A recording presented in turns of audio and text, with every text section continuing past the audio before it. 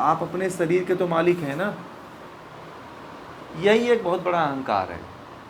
और जब तक आप ये मानने लगते हो तो क्या होता है कि इंद्रियां, बुद्धि, ये सब क्या है? ये तो जड़ हैं, ये तो इनका तो नाश होना निश्चित है।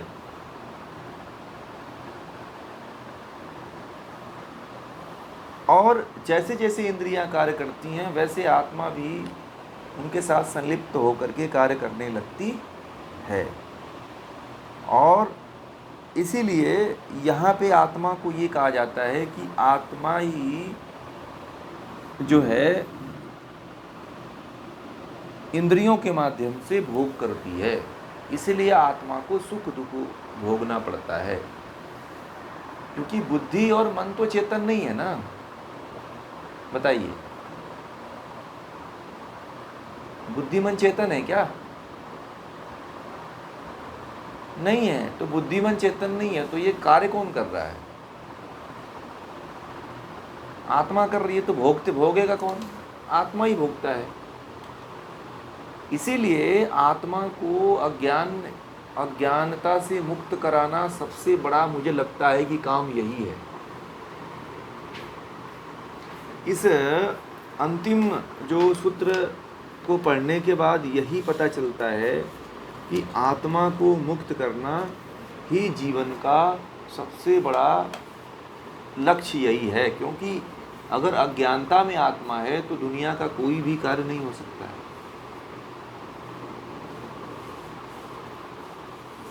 न दुनिया का कोई कार्य हो सकता है, न आपकी मोक्ष का कार्य हो सकता है। ये भी जान जाना आप। बल्कि एक समय तो दुनिया का कार्य कर लोगे आप लोग, परंतु अपने जीवन को मुक्ति के लिए कोई कार्य नहीं कर पाओगे। जीवन में मुक्त होने का कोई उपाय नहीं कर पाओगे। ठीक है, समझ रहे हैं बात को? यदि आप लोग मान लो कि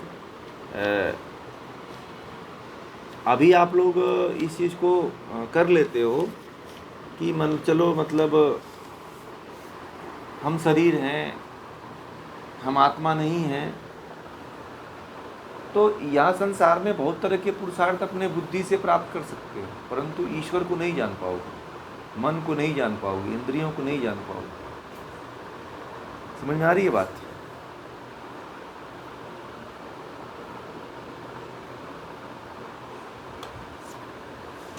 बताइए।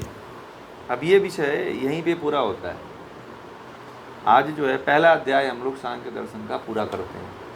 बहुत दिनों बाद, शायद 2-3 महीना हो गए, तो 2-3 महीने बाद हम लोग एक अध्याय पूरा कर रहे हैं। मुझे तो लगता है इस तरह से पढ़ाई करते रहेंगे तो बड़ा लंबा चला जाएगा ये।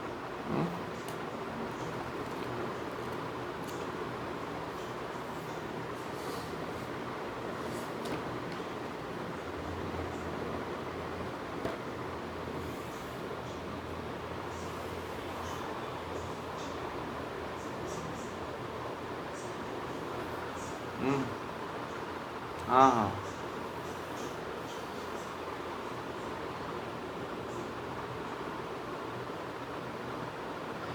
ये चक्र चलेगा। अगर मान लीजिए कि आप मुक्त होने का प्रयास नहीं करते हो, तो मैंने यह एक ही सार बताया आपको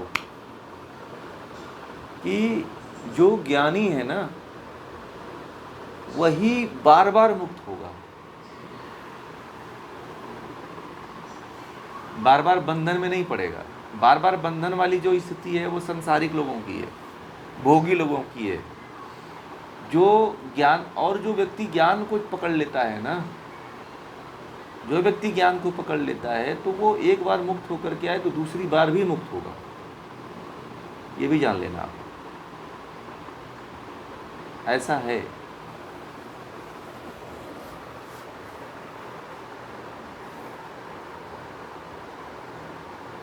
और ये भी है कि आप जो चाहेगा वही मुक्त होगा, जो नहीं चाहेगा वो मुक्त नहीं होगा।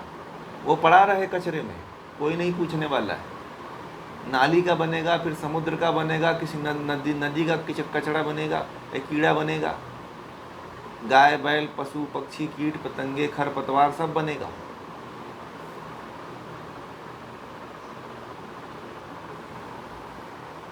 तो एक सार मैंने जहाँ तक इस अध्याय को पढ़ने के बाद मैंने निकाला है कि यदि आत्मा को मुक्त करना है, मुक्ति अवस्था में रखना है, तो आपको ज्ञान अर्जित करिए अपने भीतर। और जितना ज्ञान रहेगा, लोग कहते हैं कि ज्ञान ले करके क्या कर लोगे। अंबानी तो कुछ पढ़ा ही नहीं था, तो क्या कर लिया अंबानी ने? कौन सा यहाँ से पूरा अपना धन संपत्ति लेके गया? वो तो जहाँ था वहीं है ना, बताइए। उसका ज्ञान तो वहीं है ना, बताइए। कोई व्यक्ति नहीं पढ़ा लिखा होता है, ज्ञानी नहीं होता है, तो वो मुक्त हो जाएगा क्या? चाहे भले से बहुत ज़्यादा धनाढ़ हो जाए, बहुत दान दे दे, तब भी नहीं मुक्त हो पाएगा। आप लोगों को ये भी बता दूँ, संसार में आप कुछ भी कर लीजिए, कोई भी चीज़ कर लीजिए, आप इतना सस्ते में मुक्त नहीं होने वाले हो, ये भी नोट कर लीजिएगा। और जिसके पास ज्ञान है वो बार बार मुक्त होगा, इसको भी नोट कर लीजिए। इसीलिए तो मेरा सबसे ज़्यादा फोकस किस पे होता है? ज्ञान पे, कि आप लोगों को वो चीज़ दे दी जाए कि बार बार संसार में आओ तो बार बार मुक्त हो जाओ। ठीक है? जब जब आओ तो मुक्त हो के जाओ। अज्ञान में रहोगे तो बुरी संगतियों में फंसोगे, बुरी लोगों के साथ में जुड़ोगे और नरक में गिरोगे, यही होगा।